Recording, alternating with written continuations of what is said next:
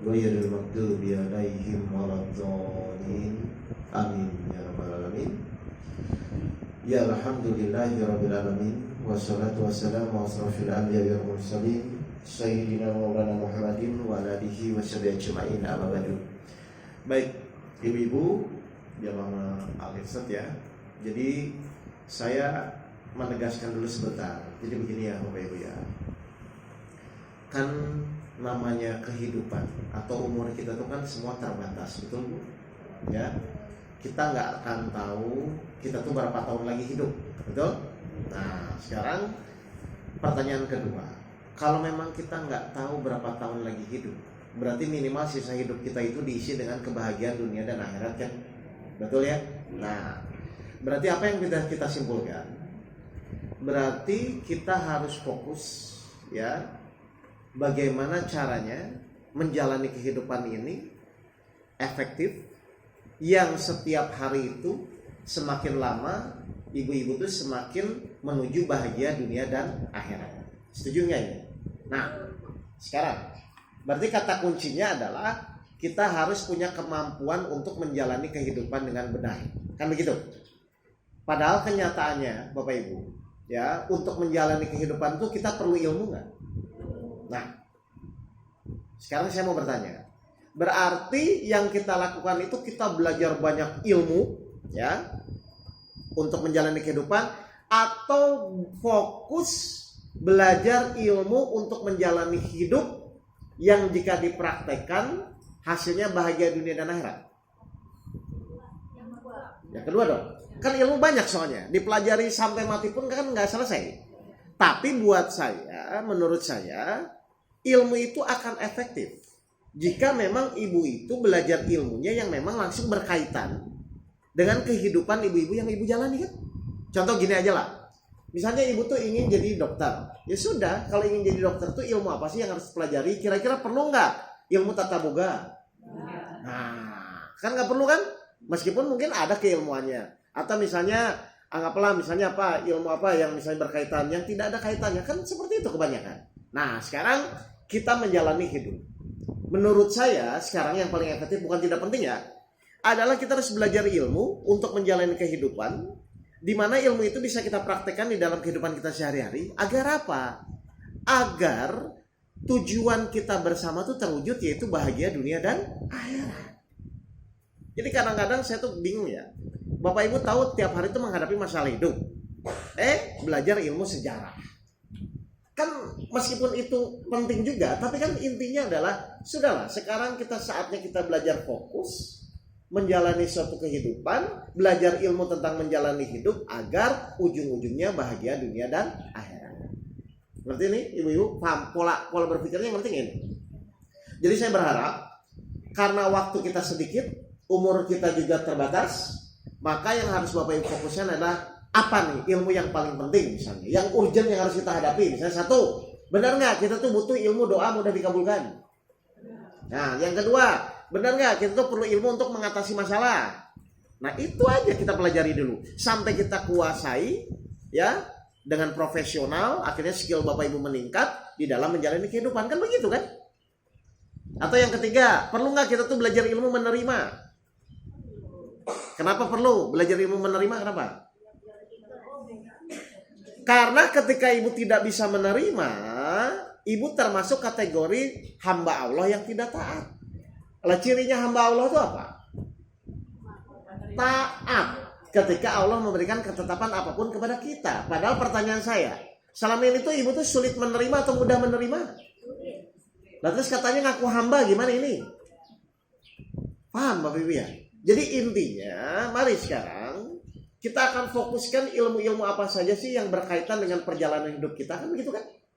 Perlu nggak ilmu untuk menyelesaikan misalnya masalah anak nakal, suami menjegalkan? Itu aja kita olah sampai benar-benar jadi ahli. Nah kalau sudah seperti itu silakan, yang lain juga mudah kok belajarnya. Jelas ya Bapak Ibu ya? Jadi kita fokus pada ilmu yang memang kita jalani dalam kehidupan sehari-hari. Silahkan prakteknya dengan berbagai macam, mungkin macam-macam yang sekarang kegiatan apapun yang ibu-ibu jalani selama ini kan. Paham ini? Atau contoh, ibu ingin di dalam keluarga itu bisa masak, ya sudah belajarlah ilmu masak. Gitu. Ilmu masaknya apa yang harus misalnya masakan Eropa kan nggak juga kan? Yang di rumah bisa yang benar-benar bisa dipraktekkan. Paham ya ibu-ibu ya? Jadi fokuslah kepada ilmu-ilmu yang bisa langsung dipraktekkan, dirasakan, sehingga apa? Ilmunya, skillnya adalah semakin meningkat nanti. Ya, tapi buat saya sekarang kita fokuskan ilmu untuk menyelesaikan permasalahan. Jelas ibu-ibu ini? Baik, sekarang kita mulai dengan surat 9 ayat 51. Nanti setelah nanti kita buka yang tadi ibu baca ya. Surat 9 ayat 51. Oh iya. Katakanlah Muhammad, tidak akan menimpa kami melainkan apa yang telah ditetapkan Allah bagi kami. Dialah pelindung kami, dan hanya kepada Allah bertakwalah orang-orang yang beriman. Baik. Bertawakal atau bertakwa? Bertawakallah orang-orang yang beriman. Baik. Coba ibu perhatikan ayat ini ya. Jadi Allah menyampaikan kepada Nabi Muhammad bahwa tidak akan sekali-kali ya kejadian yang akan menimpa kita di dunia ini selain yang sudah Allah tetapkan. Paham ini? Berarti yang namanya kejadian itu ketetapan atau bukan? Kejadian kehidupan ini yang menimpa kita itu ketetapan atau bukan? Ketetapan. Pertanyaan kedua, yang namanya ketetapan itu apa? Yang namanya ketetapan? Hah? Enggak, yang namanya ketetapan. Pasti. Bisa dirubah nggak? Enggak, sebentar. Ketetapan. Nah, itu namanya aja ketetapan. Jadi, saya ulang. Bisa saya pinjam itu? Ada ini. Ya, saya ulang ya. Ini biar Bapak Ibu paham ya. Tes ya, satu kali ya. Baik, ini kita harus mengerti dulu. Pak Dani bisa ulang dulu ayatnya sebentar. Katakanlah Muhammad, tidak akan menimpa kami melainkan apa yang telah ditetapkan Allah bagi kami. Nah, tidak akan menimpa saya kecuali yang Allah tetapkan bagi saya. Nanti berarti meskipun ibu mau lari kemanapun, itu tetap jadi nggak? Akan menimpa kita? Betul? Setuju? Jadi pertanyaan saya, kalau begitu ibu khawatir apa? Yang ibu khawatirkan apa kalau begitu?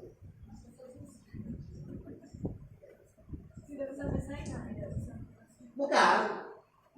Coba ulang lagi. Katakanlah Muhammad, tidak akan menimpa kami melainkan apa yang telah ditetapkan Allah bagi kami. Saya mau bertanya, bisa ditolak? Tidak bisa. Bisa dihindari? Kalau sudah begitu, yang dikhawatirkan apa?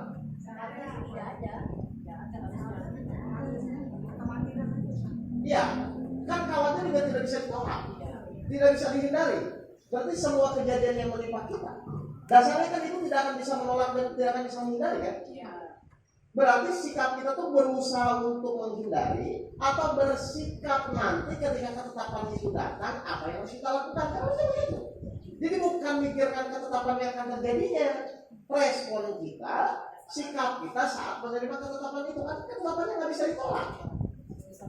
Nah jadi harusnya Bapak Ibu itu bukan membuang-buang waktu untuk mengkhawatirkan sesuatu yang tidak bisa ditolak itu lagi.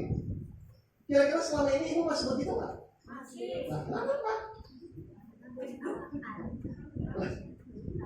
Wah ini makanya saya mau kupas ini gitu loh. Contoh, Allah akan menetapkan besok Ibu sakit. Perlu nggak Ibu khawatir besok sakit? Kenapa? Karena ketetapan nggak bisa ditolak. Tinggal nanti pas dapat sakit itu sikap kita bagaimana menyingkapinya.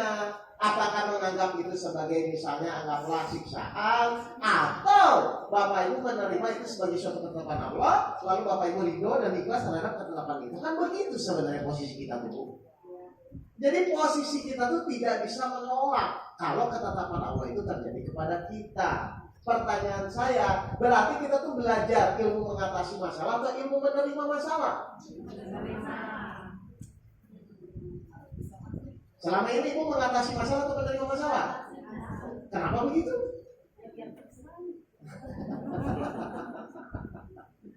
Ngerti nggak Bu ini? Jadi langkah yang pertama bukan ketetapannya yang dirubah. Yang harus dirubah itu adalah respon kita ketika menerima ketetapan. Apakah taat atau tidak taat? Kalau taat, insya Allah beres, karena Allah akan membimbing kita bagaimana menyelesaikan permasalahan itu. Tapi kalau ngeyel, Allah diamkan karena ibu tidak taat. Jadi yang terpenting itu bukan masalah ketetapannya. Saat ketetapan itu datang, ibu tuh taat atau tidak taat. Biasanya yang mana? Oh, langsung bisa jawab gitu ya?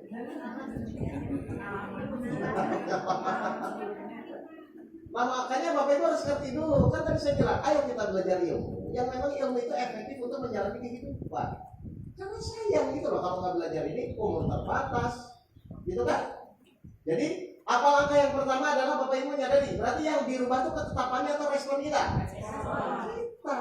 Karena tujuan ujian itu untuk merubah ujiannya atau merubah diri kita. Nah itu tahu semua ini jawabannya benar. Nah.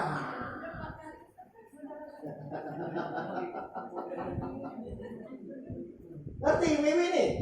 Jadi Bapak Ibu tuh nggak usah pusing dengan masalah ketetapan yang terjadi, karena kan kita juga nggak bisa milih soal yang ujian Allah kasih.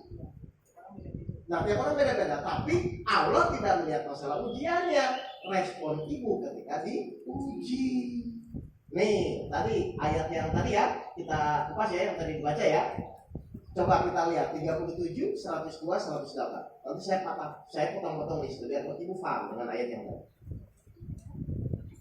37 ayat 102 sampai 108. Yang tadi loh ayat yang tadi. Bismillahirrahmanirrahim.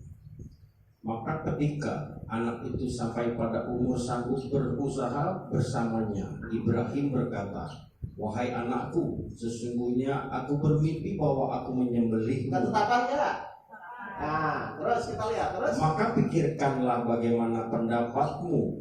Dia Ismail menjawab, "Wahai ayahku, lakukanlah apa yang diperintahkan Allah kepadamu." Kenapa Ismail tidak menolak? Itu tahu semua ya jawabannya. Itu pegang ya. Kenapa Ismail tidak menolak? Insya Allah engkau akan mendapatiku termasuk orang yang sabar. Jadi kenapa Ismail tidak menolak setelah ketetapan? Mau kira-kira kita bisa menolak nggak ketetapan Allah? Terus siapa yang capek-capek menolak? Kalau Berarti semua yang kita jalani juga sebenarnya ketetapan Allah. nah, tapi respon kita bisa memilih mengikuti hawa nafsu kita atau mengikuti Al-Quran. Jadi perjalanan hidup kita cuma di situ relanya. Makanya kan ibu tiap sholat tunjukilah kami jalan. Nah itu tahu, yaitu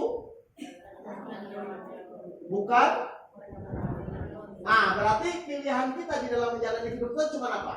Lurus atau sesat. Kalau lurus mengikuti Al-Quran, kalau sesat mengikuti hawa. Nah saya mau nanya, ibu selama itu seringnya mengikuti Al-Quran atau hawa nafsunya?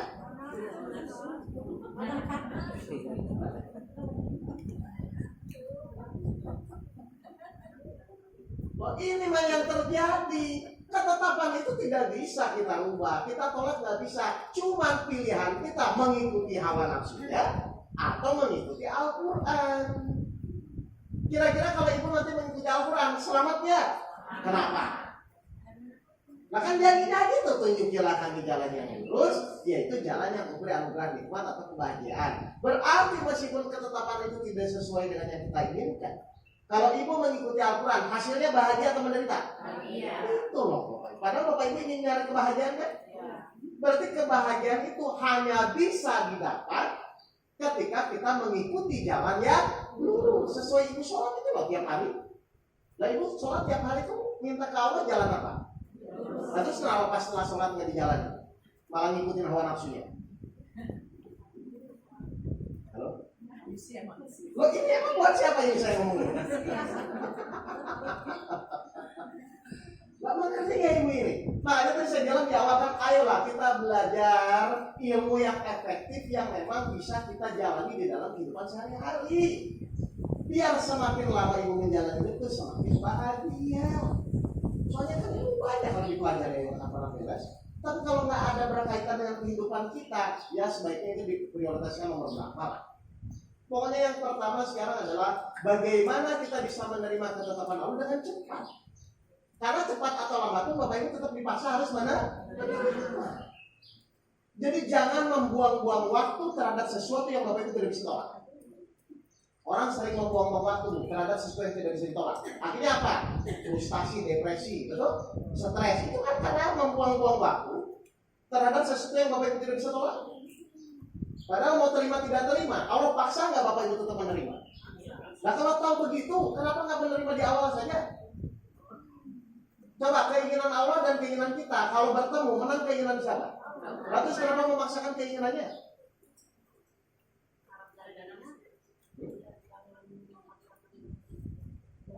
Nah ini ngaji di jalan yang lurus. Ibu tiap hari minta 17 rakaat. Ya Allah tunjukilah kami jalan. Jalan yang lurus itu adalah jalan yang mengikuti ketetapan Allah. Kira-kira lebih mudah melawan atau lebih mudah mengikuti? Makanya ibu lah sekarang berenang di sungai. Kira-kira lebih ringan melawan atau lebih ringan mengikuti arus? Ikuti aja. Kok yang diikuti juga Allah kan? Coba saya mau nanya, yang membuat ibu khawatir mengikuti Allah apa? Jadi kenapa kok sulit?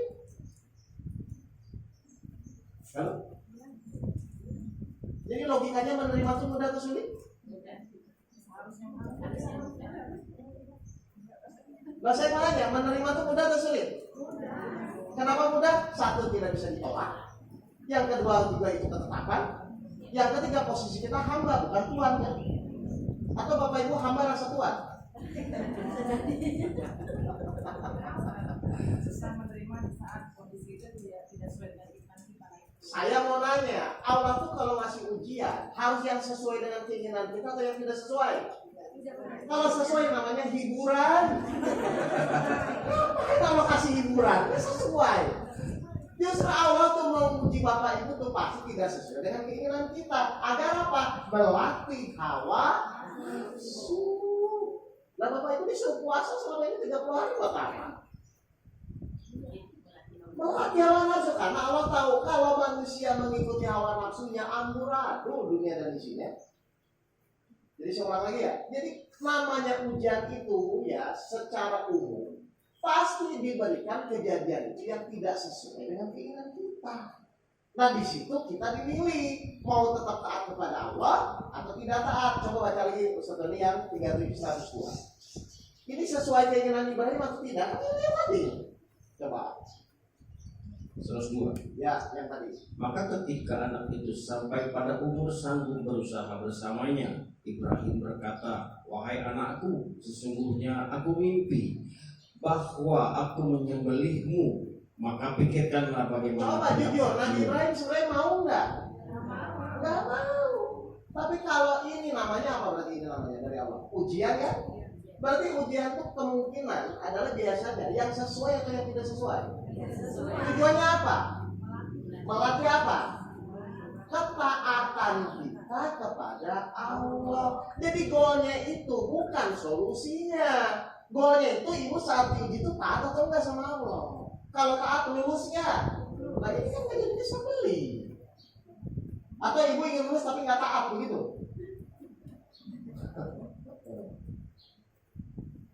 Jelas Bapak ini? Nah coba terus. Lanjut.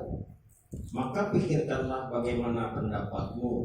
Ya Ismail menjawab, "Wahai ayahku, lakukanlah apa yang diperintahkan Allah kepadamu. Ya. Insya Allah engkau akan mendapatiku termasuk orang yang sabar." Padahal berat nggak bu? Coba kalau itu kena ibu, paling ibu, ya Allah, saya tuh kurang soleh apa lagi? Ayo, lah kenapa nak? Kita sama Nabi Ibrahim soleh mana? Tapi kenapa Nabi Ibrahim nggak ngomong saya tuh kurang soleh apa lagi? Kan enggak? Kenapa dia tetap ngikutin?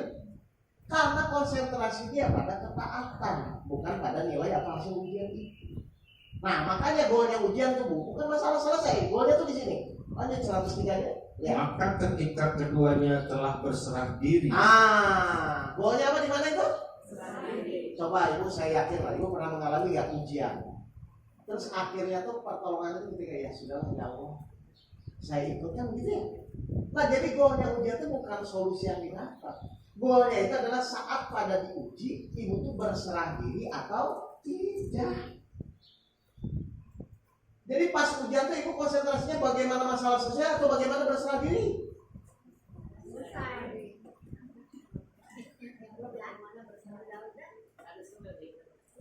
Kalau berserah diri Bapak itu masuk hamba yang taat, kan begitu kan? Yang diserahkan apa? Pada kondisi itu yang diserahkan apa? Hah? Coba baca 103-nya Pak. Perhatikan ya Ibu ya, yang diserahkan apa? Jadi Ibu mengerti itu loh poinnya. Maka ketika keduanya telah berserah diri dan dia Ibrahim membaringkan anaknya di atas Yang diserahkan pelipisnya. apa? Ismail dan Ibrahim yang diserahkan apa? Diri.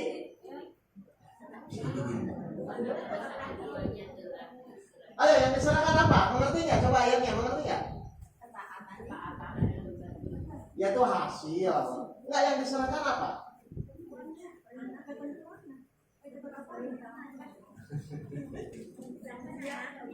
Loh itu tadi gimana yang baca? Ya coba, itu yang diserahkan apa? Coba ini bisa memahami nggak ayatnya? Sekali lagi Ustaz tadi ngomong. Maka ketika keduanya telah berserah diri Yang diserahkan itu apa? Biar Bapak Ibu paham. Ya. dan dia Ibrahim Ah?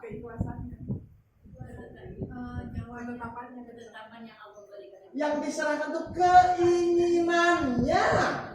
Loh tadi Ibu tanya ke saya, kok ujian itu selalu yang nggak sesuai dengan keinginan? Berarti yang dikejar Allah saat diuji itu apa? Keinginan. Karena keinginan muncul dari mana? Hawa nafsu. Makanya Bapak Ibu itu diuji melatih hawa nafsunya. Jadi yang diserahkan apa? Nah ketika Bapak Ibu sudah menyerahkan keinginan Bapak Ibu, berarti keinginannya jadi sama nggak dengan keinginan Allah? Sama, tapi kalau masih ngeyel dengan keinginannya sama nggak? Nah itu di situ letak ujian itu di keinginannya. Jadi kalau ibu masih ngotot memaksakan keinginan ibu, Allah pasti terus lawan. Tapi ketika ibu sudah berserah diri kepada Allah, ya Allah terserah kepada Allah. Berarti ibu masih punya keinginan nggak saat itu? Kalau sudah menyerahkan, enggak. Pertanyaan kedua, kalau sudah berserah diri keinginannya sudah diserahkan, masih ada masalah nggak? Ada. Kalau keinginannya sudah diserahkan masih ada masalah nggak? Lah, apa yang masalahnya? Udah nggak ada keinginan. Loh.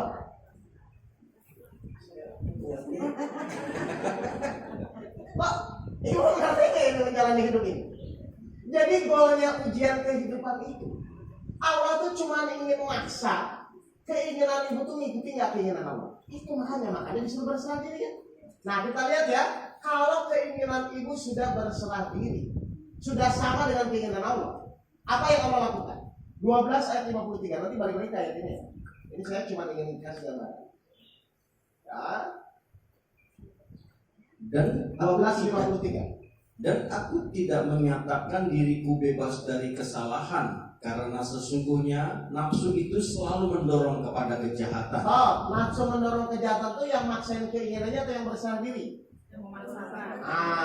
Berarti masih mendorong pada kejahatan. Terus? Kecuali nafsu yang diberi rahmat oleh Tuhan. Kalau yang diberi rahmat itu yang berserah diri atau yang masih maksa? Berserah diri. Jadi kenapa Allah membuat keinginan Bapak Ibu tuh harus mengikuti keinginan Allah? Supaya apa? Supaya masuk nafsu yang dirahmati, yang sesuai dengan keinginan Allah. Caranya Allah kasih ujian. Jadi ujian itu sebenarnya goalnya itu nafsu ibu menjadi dirahmati atau masalah selesai? Dirahmati. Setelah dirahmati nanti Allah menyelesaikan masalah itu. 4 ayat 175. Nah, itu harus mengerti ini ya poin-poinnya ya. Dia nanti jangan terjebak di ujian. Bismillah. Adapun orang-orang yang beriman kepada Allah dan berpegang teguh kepada agamanya, maka Allah akan memasukkan mereka ke dalam rahmat dan karunia-Nya surga. Jadi kalau ibu sudah dirahmati masuk mana? Tapi kalau yang tingginya masih ngeyel masuk mana? Nah itu tahu.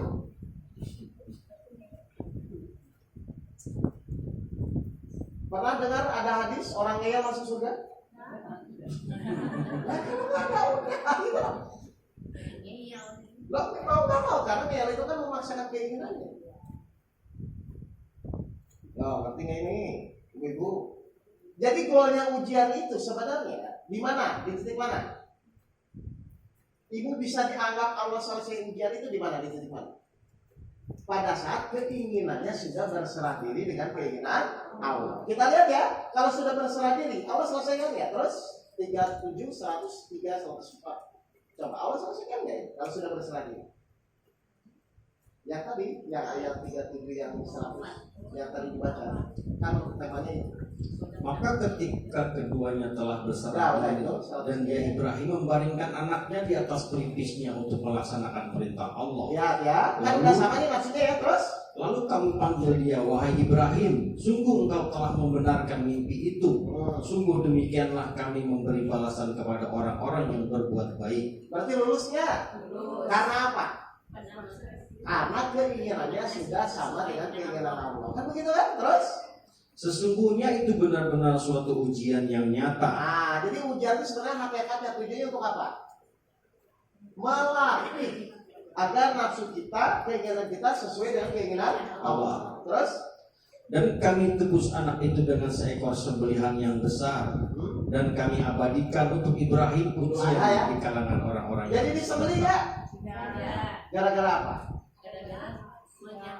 Sudah sesuai dengan keinginan Allah. Jadi ujian itu dipakai Allah supaya ibu bisa mengendalikan nafsunya. Makanya jangan kaget, yang namanya ujian itu pasti tidak sesuai dengan yang kita inginkan. Kalau sesuai namanya hiburan.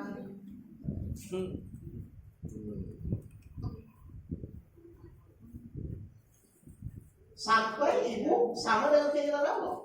Keinginan Allah di kejadian ini apa? Tadi ke Ismail itu. Sungguh kau akan mendapati aku seorang yang sabar. Berarti sabar itu mengikuti apa yang Allah inginkan. Padahal kenyataannya ibu di luar sana kalau saya tanya sabar ada. Kan? Berarti ketika bapak ibu nggak sabar, kan bapak ibu memaksakan keinginannya, betul? Nah itu sebenarnya yang dikejar setan itu. Coba benar nggak? Selama ibu memaksakan keinginannya, setan tetap akan menggoda ibu. Surat 22 ayat 52.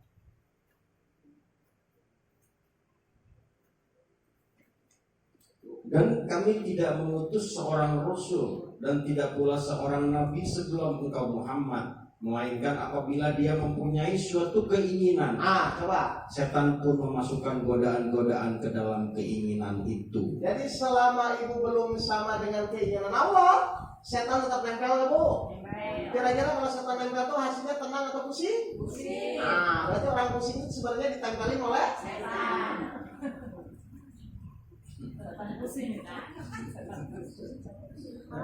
Loh ibu kan merasa bermasalah karena masih punya keinginan kan? Nah kalau sudah berserah diri apa masalahnya? Mau terserah? Nah makanya dilatih sampai apa? Derajat nafsu kita meningkat. Pada titik apa? Jiwa yang tenang atau nafsu mutmainnah. Itu latihan kita itu. Kira-kira atau saya mau nanya lah, kalau ibu mengikuti keinginan Allah itu kira-kira bahagia nggak sih? Berarti kenapa susah? Halo? Ibu tuh ingin bahagia atau menderita? Kalau ingin bahagia berarti mengikuti keinginan sendiri atau keinginan Allah? Nah sudah nanti siapa kan? Setan selalu bagi siapa? Bagi yang masih memaksakan keinginannya. Salah satu kenapa keinginannya dipaksain? Nih 31 ayat 22 ketika kita berserah diri. 31 ayat 22. Dan barang siapa berserah diri kepada Allah, sedang dia orang yang berbuat kebaikan, Tetap ikhtiar, berserah diri itu bukan dia mau setelah berserah keinginan itu tetap ikhtiar terus. maka sesungguhnya dia telah berpegang kepada buhur tali yang kukuh. Maka dia akan kuat keyakinan. Jelas Bapak Ibu sekalian? Paham ini? Berarti sekarang saya akan kupas kalau ini. Jadi tawakal itu apa sih sebenarnya? Kan begitu kan? Setuju ini ya? Jadi tawakal itu apa sih? kok Allah menyuruh selalu berserah diri. Padahal kenyataannya kita punya keinginan, betul? Ya kan? Tapi kita harus sadar, keinginan kita dengan keinginan Allah pasti baik, yang terbaik adalah keinginan Allah. Betul? Nah, saya mau nanya, berarti cirinya kalau kita sudah berserah diri itu apa? Cirinya kita sudah tawakal? Atau saya mau nanya gini, Bapak ibu-ibu tuh kecewa tuh kenapa sih biasanya? Tidak sesuai dengan keinginan. Padahal yang terwujud itu keinginan siapa pada saat itu? Allah. Terus kenapa ibu kecewa? Kan yang terwujud keinginan Allah. Anak soleh ternyata tidak, itu berarti Atas izin Allah. Nah, tujuan Allah itu supaya ibu merubah anaknya atau ibu jadi sabar, nanti Allah yang merubah. Jadi sabar. Sabar itu keinginan siapa? Allah. Ketika ibu sabar, Allah akan rubah anaknya. Kenapa ibu ingin merubah anaknya? Nah, salah ngerti ya? Salahnya di mana? Kan tadi saya bilang yang namanya ketetapan itu tidak bisa dirubah. Allah membuat ujian untuk merubah diri kita. Coba kita lihat Al-Baqarah 216. Jadi ibu mah harus mengerti pola kehidupannya ya. Ya. Diwajibkan atas kamu berperang, padahal itu tidak menyenangkan bagimu, tetapi boleh jadi kamu tidak menyenangi sesuatu padahal itu baik bagimu. Dan boleh jadi kamu menyukai sesuatu padahal itu tidak baik bagimu. Allah mengetahui sedang kamu tidak mengetahui. Apa kata Allah? Berarti ketika ada kejadian yang tidak sesuai dengan kita inginkan, itu tetap yang terbaik atau tidak? Tetap terbaik ya? Terbaik. Berarti kalau kecewa itu kira-kira boleh nggak? Kalau dapat yang terbaik? Kenyataannya? Berarti ibu menganggap itu tetap tidak terbaik. Padahal Allah statementnya apa? Allah mengetahui, kamu tidak mengetahui. Berarti ketika ibu anggap itu tidak baik, berarti bapak ibu sok tahu. Ya.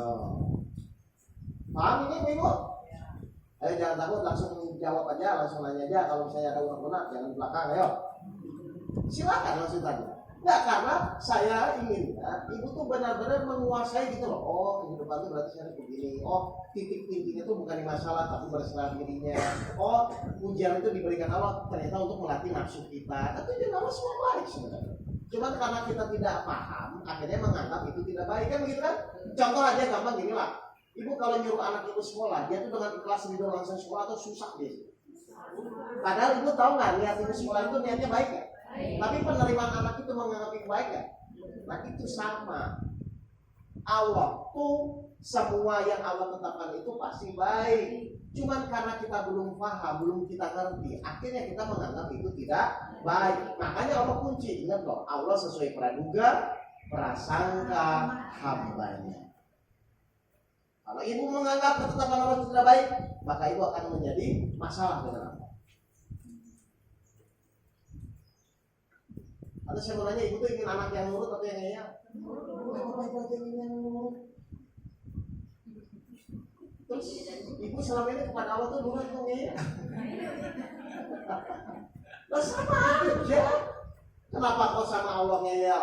Ibu ingin anak nurut? Kok nggak sama? Jelas ibu ini. Baik. Jadi di dalam tawakal itu adalah, jadi tawakal itu apa kalau gitu? Tawakal itu apa? Apa yang diserahkan? Keinginannya.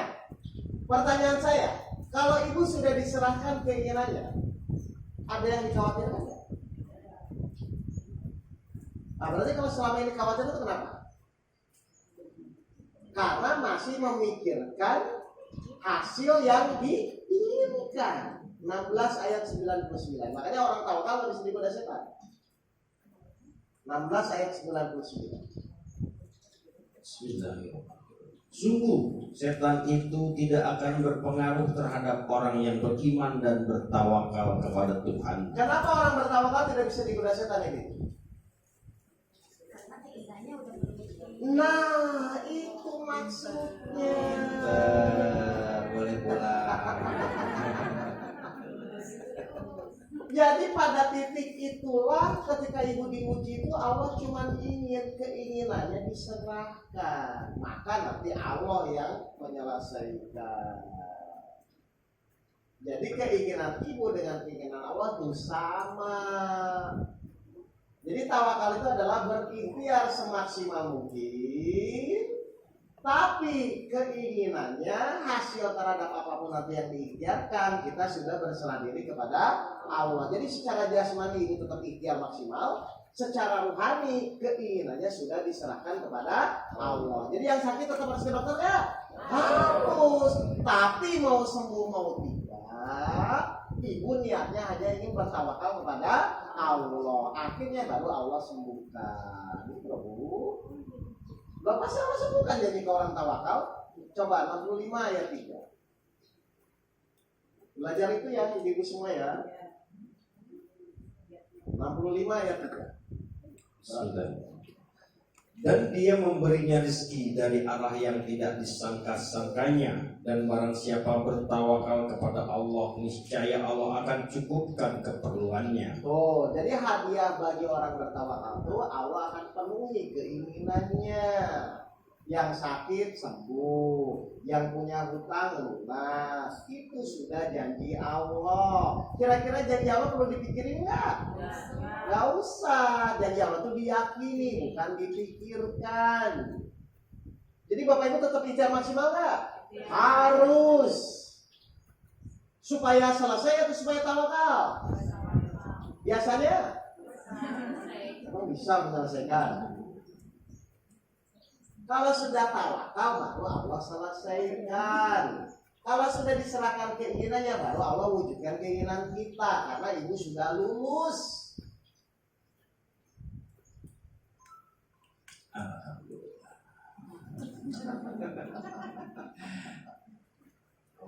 Harus mengerti sampai di sini. Kalau nggak ngerti ibu nggak sama terus sama keinginan Allah. Baik. Ini. Ya, pokoknya tugas kita secara jasmani ikhtiar maksimal, secara rohani keinginannya diserahkan kepada Allah. Kalau sudah keinginan diserahkan kepada Allah ada masalah nggak?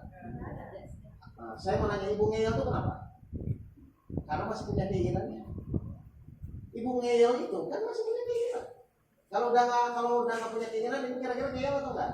Ya apa yang ngeyel itu? Orang motor itu kenapa orang motor? Kalau memaksakan keinginannya kan?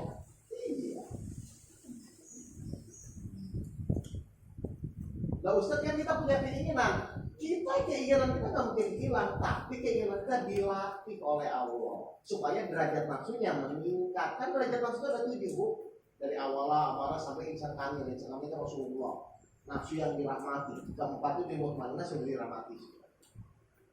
Jadi tugas kita itu memang mengendalikan hawa nafsu. Lewat apa? Lewat ujian yang kita terima setiap harinya.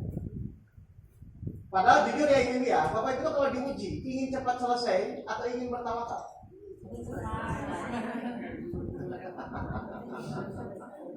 16 ayat 1.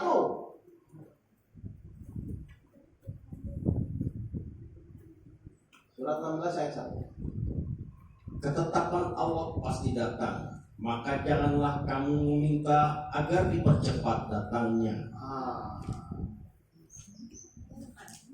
21 ayat 37.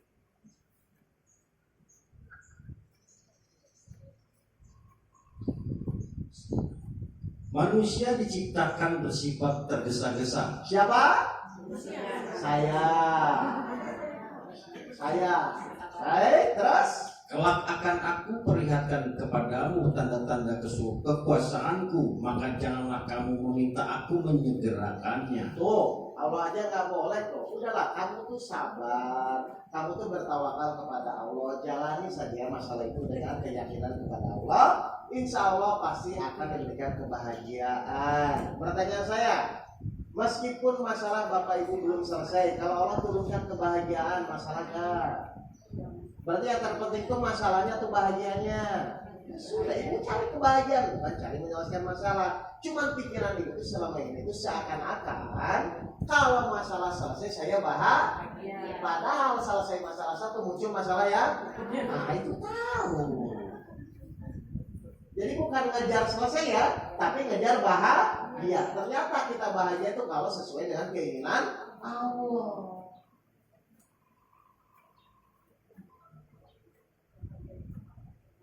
Kalau sesuai dengan keinginan Allah. Karena nanti Allah yang kasih kebahagiaan. Benar nggak Allah yang kasih kebahagiaan? 48 ayat 4. 48 ayat 4.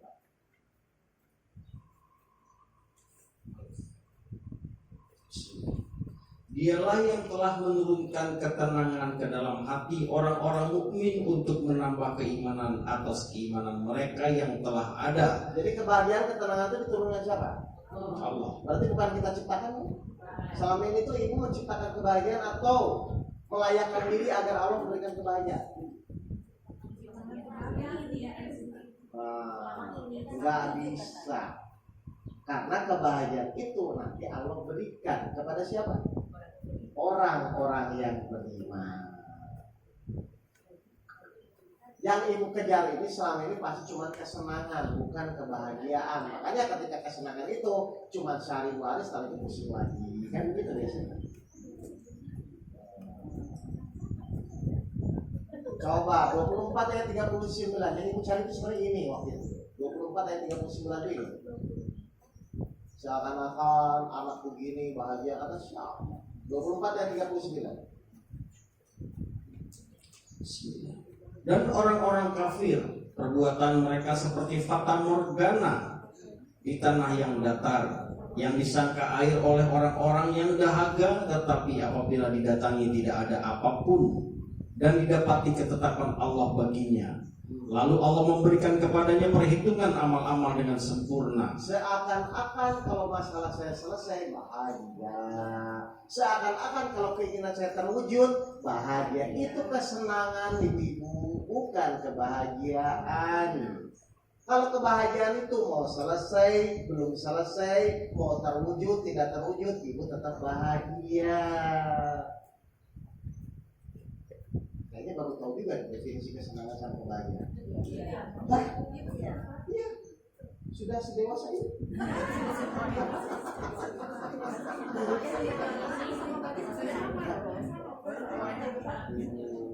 Loh, kalau orang bahagia itu mau masanya selesai belum selesai, Allah tetap masih bahagia. Nah, karena itu cuma mengejar kesenangan. Loh, emang begitu. Kalau orang bahagia itu mau ada masalah, mau tidak ada masalah, mau masalah banyak, masalah sedikit, itu tetap bahagia. Kata siapa? Kau punya pusing kalau anaknya nggak sholat? Kau kita iya kan? Nah, padahal maksud Allah itu supaya ibu merubah anak atau supaya ibu jadi sabar? Nah, terus kenapa ingin merubah anak? Akhirnya tidak bahagia, itu loh. Nanti ya, padahal maksudnya itu ibu jadi sabar, ibu diturunkan kebahagiaan oleh Allah, bonusnya anak berubah, bonusnya suami berubah. Ada pertanyaan? Ya, yuk, silakan. Ya, silakan. Dengan teguran. Baik. Allah tuh memberikan 3 kriteria kejadian. 1 ujian, 2 teguran, 3 azab. Ya. Pertanyaan saya, ujian itu dikhususkan untuk orang-orang beriman atau orang-orang kafir? Nah, berarti ketika ibu diuji, berarti Allah percaya nggak ibu itu beriman? Berarti ketika dapat ujian itu artinya senang atau pusing? Kenapa? Karena Allah percaya ibu adalah orang yang beriman. Jadi ibu tuh kalau hidup ingin diuji atau ingin ditegur?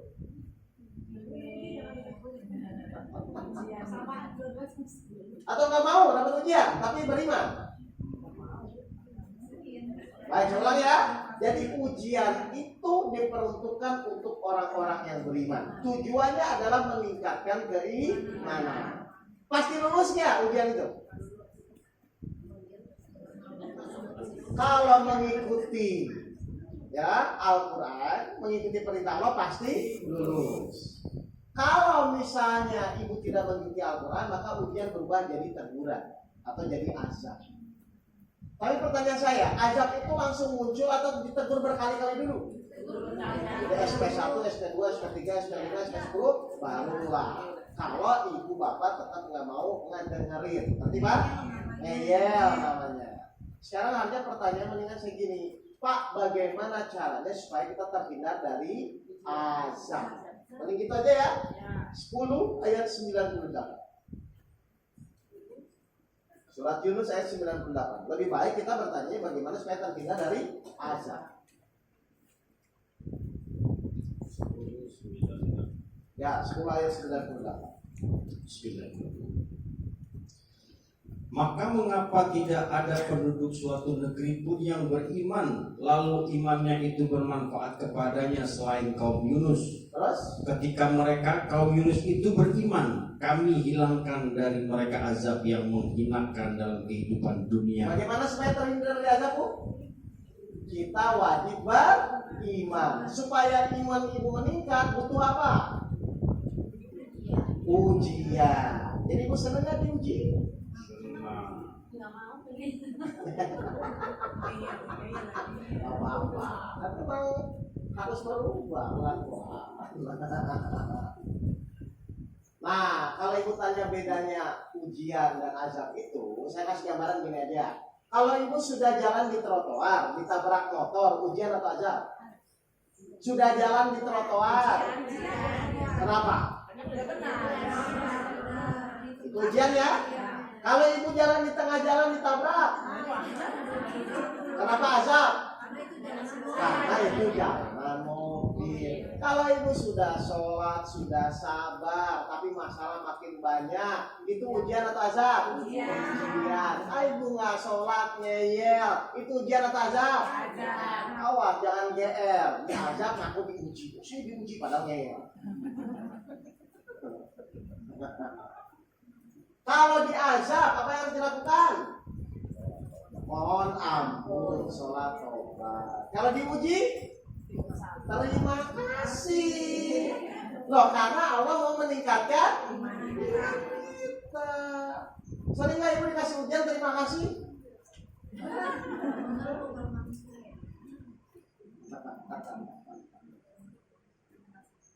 Jelas, Bu?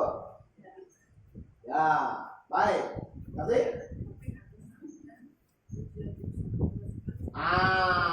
Ujian itu untuk meningkatkan keimanan atau keakalan? Keimanan. Nah, ibu bilang berat tuh akal atau iman? Harusnya nerimanya dengan apa? Iman. Coba saya ulang, ujian itu tuh meningkatkan keimanan atau keakalan? Keimanan. Nah, kalau ibu bilang berat tuh akal atau iman? Akal. Nyambung nggak? Ya. Ujian itu makanya langsung diterima dengan iman. Setelah itu dijalani. Jadi kalau yang ngomong berat-berat itu, yang ngomong akal atau imannya? Padahal akal itu dikuasai siapa? Itu tahu. Mana tahu? 7 ayat 20. Apa yang jelas setan? Yang baik-baik. 7 ayat 20. Bismillah. Kemudian setan membisikkan pikiran jahat kepada mereka. Nanti Bu, jadi setan memang menginginkan ibu itu menganggap itu berat. Kenapa harus dibuat dia ibu itu harus menganggap ujian itu berat? Biar ibu kena hadis Allah sesuai praduga prasangka hambanya. Nih, saya mau kupas, saya mau bertanya ya. Seberat apapun ujian yang menyelesaikan siapa? Allah. Terus kenapa ibu merasa berat? Iya kan, tugas kita kan hanya menjalani apa yang Allah inginkan kan. Kalau ibu sabar nanti Allah angkat kan. Padahal pertanyaan saya ini jujur-jujur, yang selama ini seberat apapun yang menyelesaikan ujian itu siapa? Allah. Lalu kenapa ibu partisipasi berat?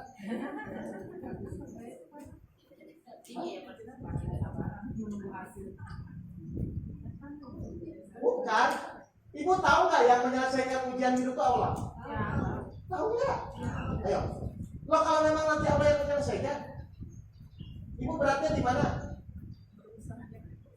Nah, usahanya makanya harus di jalan yang lurus. sesuai dengan aturan yang Allah buat. Jangan mengikuti hawa nafsu.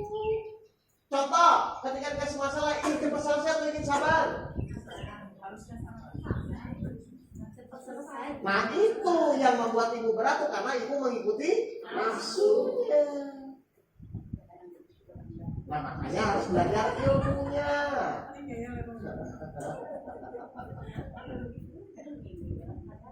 Dan saya mau bertanya, yang butuh ujian diselesaikan Allah itu kita atau Allah? Nah berarti artinya kita ngikutin keinginan Allah atau ngikutin sendiri? Nah, kenapa ngikutin diri sendiri? Bukan ngikutin Allah? Atau ingin ngikuti sendiri tapi Allah selesaikan gitu? Makanya kata Al-Quran apa? Kalau orang mengikuti keinginannya 23 ayat 71. Nih, lihat. Kalau ibu-ibu terus mengikuti keinginan sendiri, ayat 71. Apa kata Allah?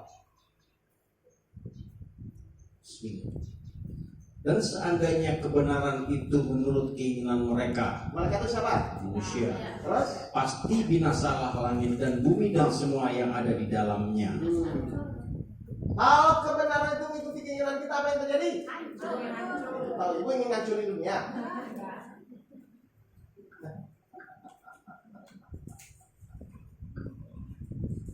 baik, ada pertanyaan? Halo? Ayo saya tunggu ibu pertanyaannya. Atau bingung mau nanya apa? Atau gini aja saya bilang ya. Ini saya kasih metodologi gampang aja ya. Sekarang ini ibu ya. Pokoknya nanti kalau ada kejadian apapun itu langsung diterima atau mikir-mikir dulu? Udah terima dulu aja. Latihannya itu aja. Masalah nanti baiknya gimana, solusi itu nanti usaha nanti. Pokoknya pas ada kejadian, ya Allah saya terima. Udah gitu. Bisa kan latihan begitu kan? Atau saya mau nanya, lebih mudah menerima atau lebih mudah mikir? Siapa yang pilih yang mikir? Ngerti, ibu? Latihannya gitu ya. Pas ada kejadian terima dulu. Nanti ibu rasakan. Setelah menerima, Allah benar nggak ngasih petunjuk? Allah benar nggak ngasih ulang? Berarti kan. Jadi nanti pas ada kejadian apapun, terima aja, ngomong aja dulu meskipun hati belum paksa. Ya Allah baik saya terima. Udah, setelah itu silakan ikhtiarnya lakukan sewajarnya seperti biasa. Maksudnya berlatih begitu aja dulu. Kalau nggak nanti ibu nggak ada perubahan, masalahnya tetap begitu, nanti muter-muter di situ nggak selesai. Kan sedih, ya kan? Bertahun-tahun masalah anak. Ibu kalau misalnya bertahun-tahun nggak lulus, itu kalau di mahasiswa, itu mahasiswa apa? Abadi. Ibu nggak lulus ujian sama anak bertahun-tahun, itu ibu apa? Abadi.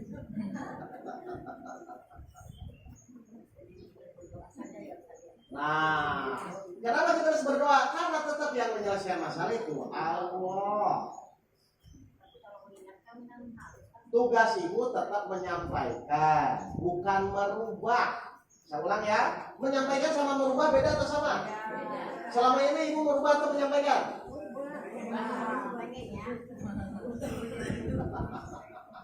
Loh kalau ibu bisa merubah, ngapain ibu butuh Allah? Justru kita dibuat tidak bisa merubah orang itu supaya ibu itu butuh kepada Allah. Akhirnya mohon kan, ya Allah tolong rubah hati anak, suami saya, mertua saya. Itu maksudnya biar ibu mohon kepada Allah. Makanya ibu tidak diberikan kemampuan untuk merubah, supaya ibu bapak bergantung kepada Allah. Sholat gimana? Nah, tugas kita ketika anak susah disuruh sholat, apa tugas kita? Menyampaikan. Marah nggak?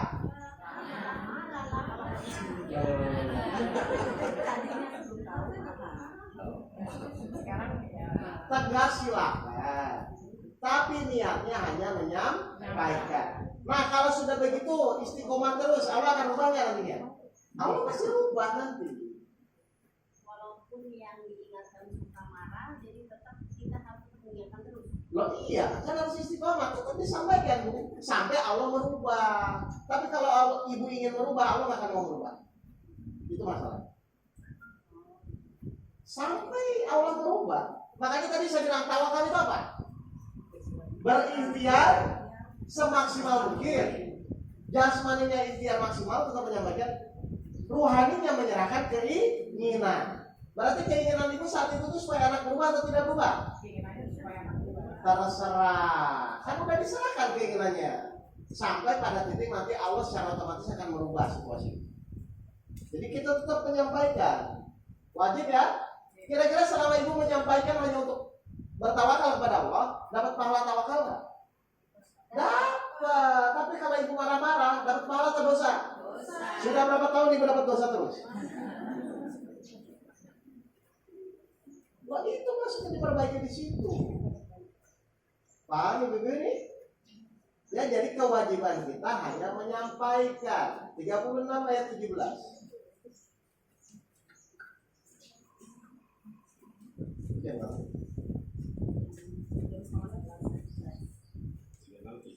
Ya. Dan kewajiban kami hanyalah menyampaikan perintah Allah dengan jelas. Apa? Hanyalah apa? Nah, hasilnya? Nah, itu maksudnya yang Allah tunggu itu. Hasilnya terserah. Itu yang ditunggu. Jangan ikut campur urusan hasil. Urusan hasil itu urusan siapa? Atau kenapa ibu ikut campur? 46 ayat 35.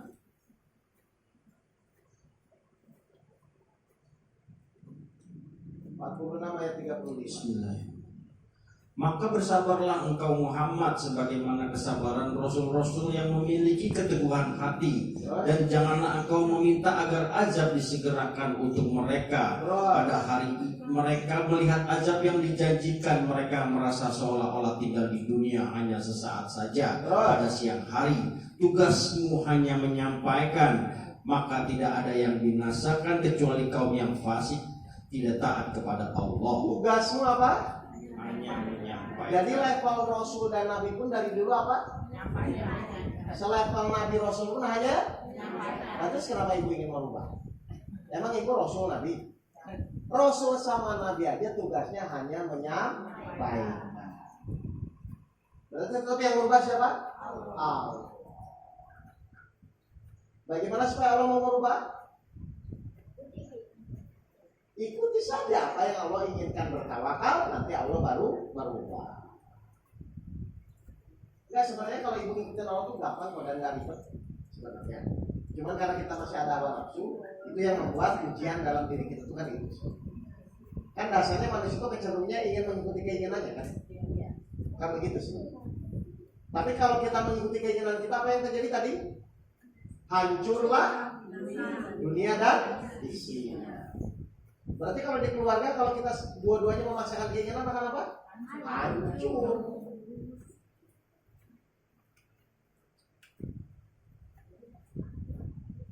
Ngalahnya harus karena Allah, bukan karena takut atau karena nggak enak. Awas ya, ngalahnya harus karena Allah. Niatnya bukan malas ribut, niatnya karena menghormati izin Allah. Di pelajaran sahabat itu.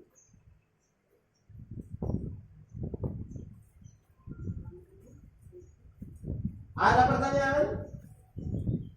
Udah ya, kayaknya bingung nih, ibu mau nanya apa? Ya. Ini karena kayaknya beban ibu-ibu ya. Biasanya anak yang buruk anaknya. Ya. Lebih orang melihat ibunya nanti.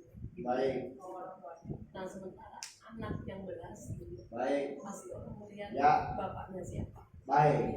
Bagus. Pertanyaan saya simpel dulu. Kita bisa menolak nggak omongan itu? Tidak. Nggak bisa kan Bu? Orang mau menilai kita A, B, C juga suka-suka orang mempunyai mulut masing-masing kan? Jadi kita tidak bisa menahan orang untuk suka sama kita ataupun tidak suka kepada kita. Itu harus disadari dulu. Setuju nggak ini dulu? Ya. Baik, pertanyaan kedua. Terus kenapa Allah mengizinkan hal itu terjadi? Kira-kira niat Allah baik atau tidak? Benar? Nah kalau baik itu berarti diterima atau jadi sedih? Kenapa diterima? Karena tetap niat Allah itu pasti baik. Nanti Bu ya ini? Nah, ketika ibu fokusnya pada niat Allah, pada izin Allah, bukan pada omongan orang, maka barulah Allah rubah situasi itu. Jadi tidak terjebak dengan omongan orang, tapi ibu tetap fokus kepada ini izin Allah dan ujian buat saya. Saya tetap menerima dengan kelapangan dan kesabaran. Maka nanti Allah angkat derajat ibu. Saya mau nanya, lebih baik di mata Allah atau di mata manusia? Nah,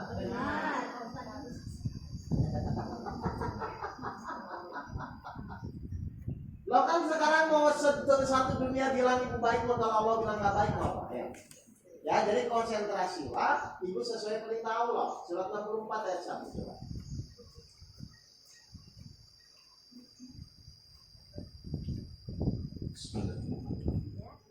Apa yang ada di langit dan apa yang ada di bumi senantiasa bertasbih kepada Allah. Miliknya semua kerajaan dan baginya pula segala puji. Dan tidak maha kuasa, yang dia maha kuasa atas segala sesuatu. Baik, saya mau nanya ini Bapak Ibu, apa yang di langit dan di bumi? Berarti harus kita nggak? Ya. Semuanya harus disuruh apa Bu? Bertasbih, memuji, mengingat Allah, betul? Berarti semua kejadian yang menimpa Bapak Ibu pun sebenarnya itu untuk ibu ingat kejadiannya atau ingat kepada Allahnya langsung? Ingat apanya? Bahwa segala kejadian yang terjadi harus atas izin Allah. Jadi ibu akan fokus belajar di sana. Paham ini ibu-ibu? Nah, tapi kan Ustadz ini tetangga ngomong bagaimana 10 ayat 65. Jadi ingat dulu kepada Allahnya ya.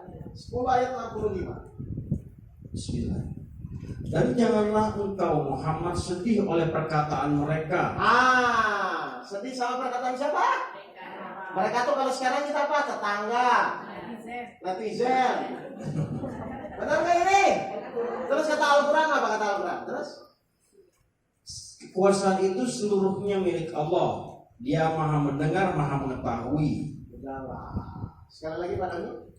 Dan janganlah engkau Muhammad sedih oleh perkataan mereka. Kata Sungguh, netizen. Terus? sungguh kekuasaan itu seluruhnya milik Allah. Dia maha mendengar, maha mengetahui. Ayo, sudahlah. Toh orang juga mau ibu benar pun tetap akan dianggap salah kok. Nah itu tahu kan? Berarti wajar nggak? Kalau wajar kenapa sakit hati?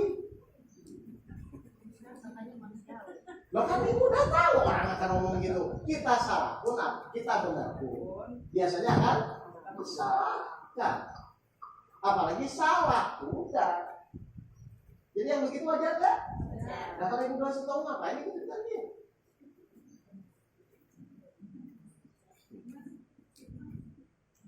Silakan. Ada pertanyaan? Ayo.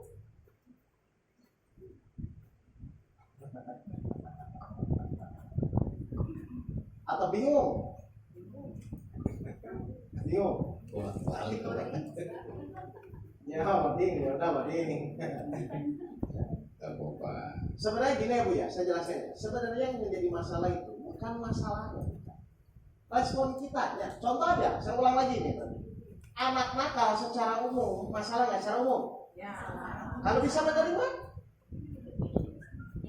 Nah, berarti yang masalah itu karena anak nakalnya atau karena kita tidak bisa menerima? Kalau udah salah sendiri, kenapa kita tidak bisa menerima? Tapi kan kalau kehidupan kan kayaknya baik bagus. Nah, itu kalau ibu semua. Tapi orang macam-macam kan kepalanya. Terus ibu ingin merubah kepala orang semuanya. Mau berapa juta orang mau ibu rubah? Berarti yang dirubah itu diri kitanya, bukan orang lainnya. Nah kesalahan ibu itu ingin merubah soal, ingin merubah orang lain. Padahal masalah itu merubah orang lain atau merubah diri. 8 ayat 53. Udah tahu aku aja disuruh merubah diri, ingin merubah orang lain. Bismillah.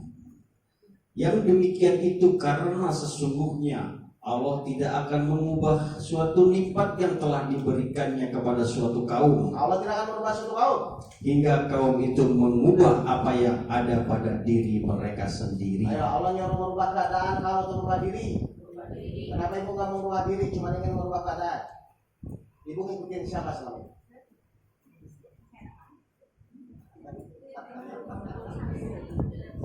Kan tadi saya bilang anak nakal secara umum masalah nggak?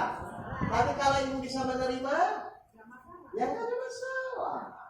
Maka ketika ibu sudah bisa menerima tidak menganggap masalah, baru anaknya dirubah oleh Allah, baru tetangganya dirubah, baru suaminya dirubah. Karena nanti tetap Allah yang merubah. Kok tetap Allah yang merubah? Lah ayatnya begitu 28 ayat 56. 28 ayat 56. Bismillah.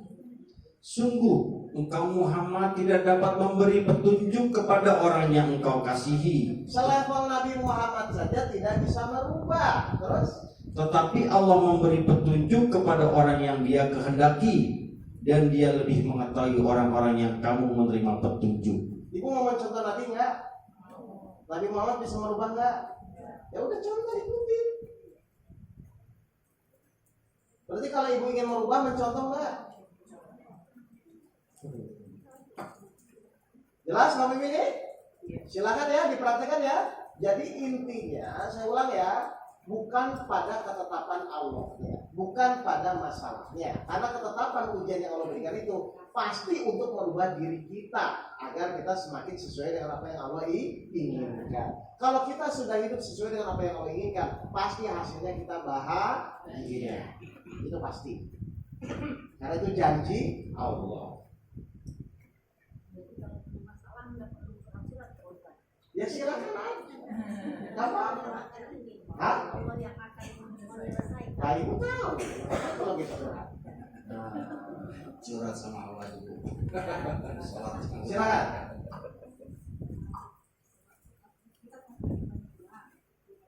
Kenapa kamu? Dia punya obat. Karena anak kita masih belum ada, anak kita juga mau sama suaminya. Ya, Pas betul kita lagi benar-benar lagi benar-benar nggak punya uang.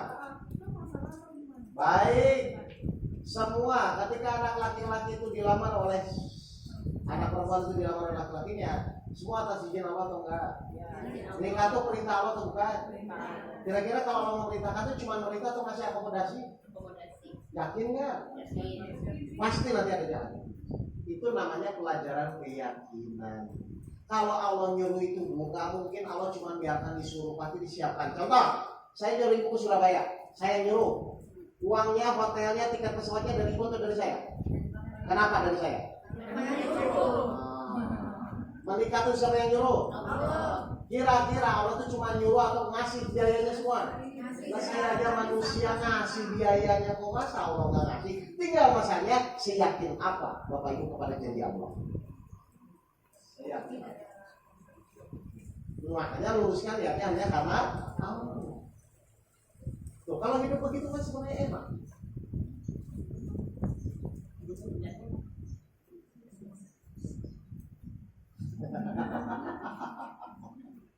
Bagus, ada pertanyaan? Ibu praktek ya? Benar nggak? Kalau saya niatnya ya Allah ini saya nggak punya uang, tapi engkau memerintahkan untuk menikahkan secepatnya anak saya. Mohon bimbinganmu. Pasti Allah akan cukupkan dari mana yang Allah inginkan. Itu udah benar. Baik. Ini saya nyari. Ada pertanyaan? Kalau yang tadi Ustaz Ya. harus pada tujuh. Oh iya, nanti kan ada nafsu awala, amarah, terus mutmainah, ada ijal kamil, itu nantilah dibahasnya. Tapi maksudnya biar nggak pengetahuan dulu ya. Yang penting sekarang ibu konsentrasi ilmu untuk menjalani hidup. Ya, saat ini langkah pertama saya sarankan pokoknya kejadian apapun terima dulu. Oh terima tidak terima juga sudah terjadi mau apa? Nah yang kedua ibu langsung bimbing mohon petunjuk kepada Allah agar dikuatkan di dalam menjalani permasalahan. Latihan dulu itu aja sampai nanti jadi kebiasaan. Kalau udah kebiasaan itu jadi kuat nanti. Oh kamu loh kan karena memang nanti ibu yakin Allah yang menyelesaikan ya. Nanti tuh ibu ditanya ke kakakku, sekarang kamu nggak pusing sih ngaji gimana? Nah, bawa gitu. Jangan ngaji bertahun pusing juga. Ah, nanti nggak ada bedanya. Ya ini jadi bahan dakwah itu tuh pakai akhlak ibu. Oh, sekarang kamu karena jalan hidup ya saya jalan hidup saya ngaji di orang penasaran. Jadi itu jadi magnet gitu loh. Ya. Oh salah kamu kan tunjukin aja. Nah misalnya begini, kok sekarang jadi agak tenang ya mama misalnya, ya kaget kan? Kan jadi aneh. Itu saya lagi di Lili kan gitu kan. Nah, tunjukkan dengan akhlak karena dakwah yang paling efektif itu adalah dengan akhlakul karim. Yang kita contoh dari Nabi apa? Akhlaknya. Paham ini Bu? Saya yakin kalau ibu jalanin pasti anaknya, suaminya, tetangganya pasti akan lanjutkan. Jadi berubah itu fungsinya ngaji itu begitu, merubah sikap dan akhlak perilaku kita di dalam menjalani kehidupan kita sehari-hari. Baik, jam berapa ini? 11 kurang 15. Ada pertanyaan lagi?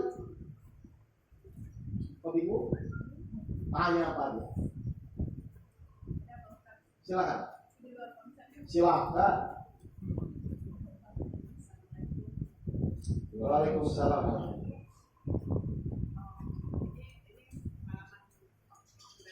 Ya. Ya.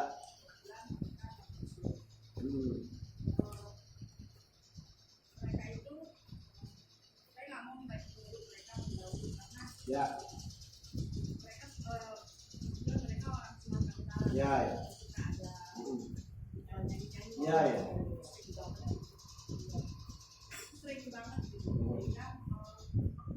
Ganggu. Ya.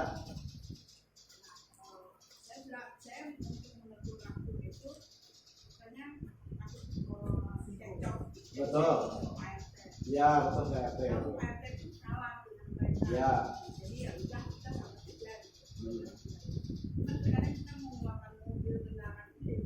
Ya.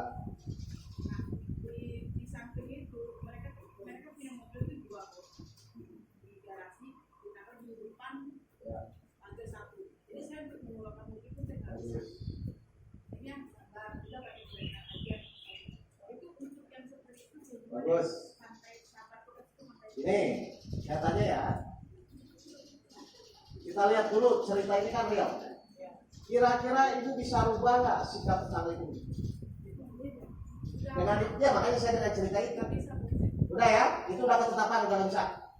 Sekarang tinggal pertanyaan kedua. Ibu anggap itu terus sebagai masalah atau sebagai tidak masalah? Lah kan udah nggak bisa dirubah. Kalau terus dianggap masalah ngapain nggak bisa dirubah? Wah, saya tanya dulu. Tadi makanya saya tanya, ini bisa dirubah nggak? Nah kalau tidak bisa dirubah terus dianggap masalah terus kan rugi juga kita Bu. Nah tinggal pilihannya mau terus dianggap masalah atau ibu merubah diri supaya itu tidak dianggap masalah. Itu aja cuy.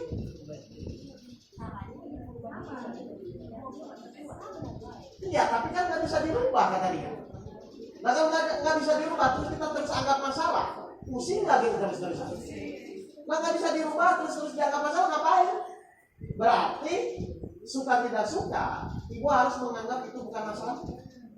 Benar nggak? alhamdulillah sampai saat ini yang saya lihat itu cuma sabar. Iya, kan karena memang nggak ada pilihan, itu apa ya Pak? Kalau nggak ada pilihan kan? Kalau saya malah tangkap suami ibu malah sudahlah, kamu naik Grab saja berarti sudah tidak menganggap itu masalah. Malah ibu harus belajar sabar ke suami. Karena suami bisa cepat menganggap itu sebagai sesuatu bukan masalah. Kan nggak bisa dirubah. Ya, saya mau nanya, kalau ibu tahu sesuatu itu tidak bisa dirubah, terus ibu masih anggap masalah, ini kan aneh. Ya, nggak bisa dirubah, kok mau apa? Makanya tadi sebelah RT udah, oh berarti udah nggak bisa dirubah kan? Nah tinggal berarti kita merubah diri kita supaya hal yang sudah tidak bisa dirubah itu sudah tidak jadi masalah. Pertanyaan saya, nih kalau tidak ingin dianggap masalah ya, ibu ingin masuk surga atau neraka? Benar. Al-Baqarah surat 3 jangan bilang benar nanti harus dijalani ya. 3142, ayo. Benar-benar nanti nggak dijalani buat apa? Ayo. Surat 3 ayat 142. Apakah kamu mengira bahwa kamu akan masuk surga, padahal belum nyata bagi Allah orang-orang yang berjihad di antara kamu, dan belum nyata orang-orang yang sabar? Apa syaratnya? Benar. Syaratnya apa? Kira-kira sabar itu Perlu tetangga yang baik atau yang seperti ibu? Berarti ibu anggap itu sebagai masalah atau latihan sabar? Kalau ibu benar-benar menerima, ya Allah sudah saya terima izin, terserah ya Allah saya kembali. Kalau ibu benar-benar begitu, ibu masih suka. Harusnya jengkel atau terima kasih sama kamu. Loh kan ini cuma masalah pola berpikir aja. Loh pertama udah nggak bisa dirubah, mau apa ya? Mendingan kita jadikan itu sebagai sarana masuk surga. Mau jadi barangkali atau jadi sibuk-sibuk? Ini orang beriman tuh begitu, Bu.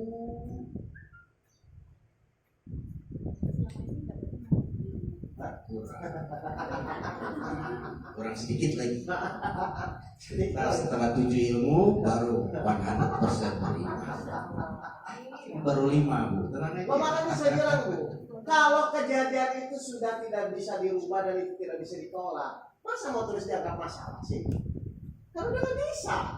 Kayak contoh Nabi Nuh kepada Kan'an, kan itu dianggap masalah kan karena nggak mau kan? Akhirnya Allah ngomong apa? 11 ayat 46. Jadi harus cepat dia merubah itu ya, jangan terus jadi kesal, bukan itu jadi penyakit. Dia Allah berfirman, wahai Nuh, sesungguhnya dia bukanlah termasuk keluargamu, karena perbuatannya sungguh tidak baik. Sebab itu jangan engkau memohon kepadaku sesuatu yang tidak engkau ketahui. Nah, Nabi Nuh kan mohon kepada Allah, ya Allah tolong dong Kan'an selamatkan, kan begitu kan? Ya. Karena dia anak saya, begitu enggak? Tapi Allah ini tegas kan?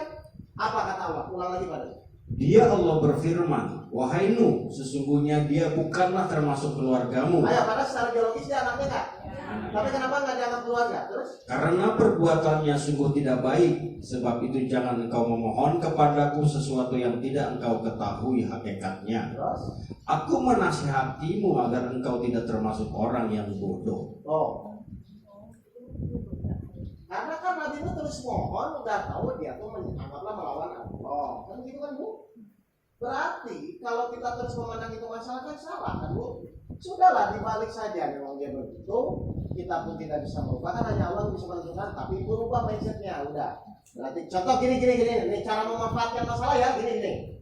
Nih kita lagi ngomong gini, tiba-tiba dari luar sana ada yang lempar kotoran ke sini, kita marah nggak? Marah. Pas mau marah, tanaman gersang butuh pupuk kandang. Jadi marah nggak? Halo? Saya ulang. Kita lagi ngobrol gini ada orang lempar kotoran. Logikanya marah nggak? Kenapa marah? Nggak butuh kan? Pas mau marah itu tanaman gersang butuh pupuk kandang. Jadi marah nggak? Kenapa? Butuh. Bahkan kalau diambil yang lempar dikasih nggak? Nah itu loh logika berpikir. Ini udah tahu nih tetangga begini, masa mau terus dihadapi dengan sudut pandang yang sama kan? Berubah sudut pandangnya. Oh enggak, itu latihan sabar aja nih. Saya masuk surga gara-gara dia, kan akan begitu jadinya. Itu loh maksudnya. Makanya Rasul harus bilang surah apa? Fatona itu apa? Itu jangan lihat sudut pandang masalah itu aja dari dia. Kita lihat ini ada izin Allah. Allah mengizinkan pasti ada kebaikannya. Tinggal kita cari kebaikannya dari mana. Kalau berarti mau yang berpikir. Jadi jangan putar-putar anak nakal jangan begitu terus. Anak nakal itu pantas izin Allah, betul? Allah pasti punya maksud. Oh biar saya sabar. Padahal kalau ditanya ini kan masuk surga semua kan? Caranya apa tadi syaratnya? Atau ibu ingin masuk surga tapi nggak mau sabar? Ngerti Bu ya? Dirubah maksud. Baik? Oh iya.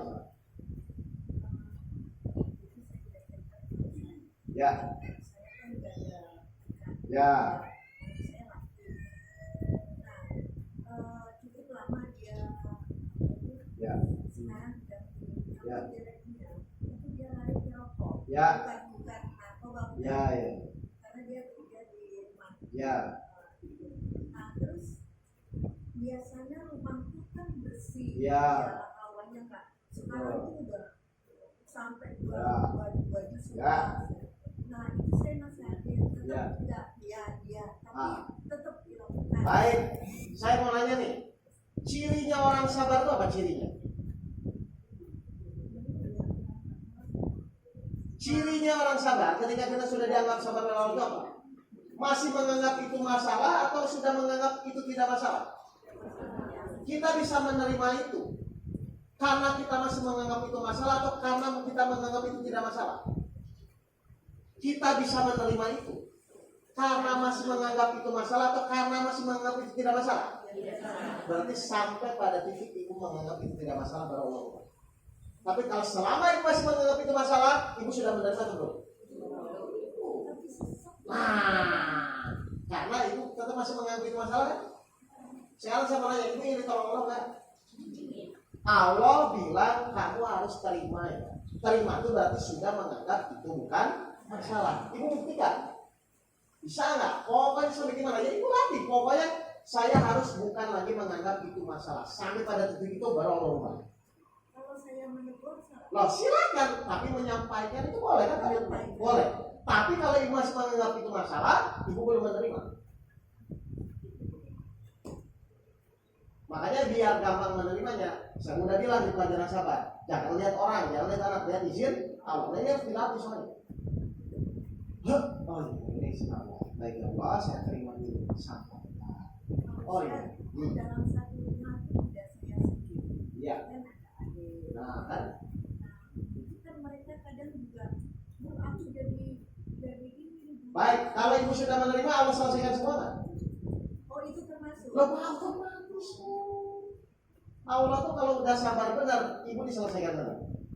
Latihan ya, nanti bulan depan selesai. Kalau benar-benar sudah menganggap itu tidak masalah, selesai itu. Termasuk tetangga yang ibu tuh yang tadi itu. Kalau ibu udah nggak anggap itu masalah, pasti selesai. Nah sekarang saya mau nanya ya, kalau ibu sudah menerima, Allah mau ngapain lagi? Allah ngasih ujian nih, ibu sudah benar-benar menerima, terus Allah mau ngapain lagi? Ya tinggal diselesaikan sama Allah. Jadi cirinya orang menerima dengan benar itu sudah menganggap masalah itu bukan masalah. Ustadz saya sudah sabar, tapi kan dia yang masalah. Buktikan loh sama tetangga yang ibu tuh, buktikan ya. Kalau ibu benar-benar menerima, berubah nggak? Artinya terbukti. Kalau jadi Allah benar. Buktikan ya, sampai menganggap itu bukan lagi masalah. Ibu harus buktikan, biar ibu makin yakin. Baik? Ya, jelas Bapak Ibu semua? Mohon maaf kalau ada kata-kata saya yang menyinggung. Saya ulangi Ibu, ini ngajinya bukan ngaji ilmu ya, ngaji merubah pola berpikir. Jadi memang saya bolak-balik terus pikirannya. Nah, sadar ya? Ya, tapi intinya nah, pokoknya intinya pasti ketika ibu benar-benar menjalani harusnya ada perubahan di dalam kehidupan. Itu pasti, ya. Karena yang menjadi berat itu kan saat sekarang ini kita menyamakan pola berpikir kita dengan Al-Quran misalnya. Nah itu kan akan dipaksa, so. Akhirnya ibu dipaksa harus tidak mau mengikuti Al-Quran supaya efektif, ya. Dari saya cukup sekian, Ibu. Terima kasih, ya. Mohon maaf kalau ada kata-kata saya menyinggung, Ibu dimaafkan.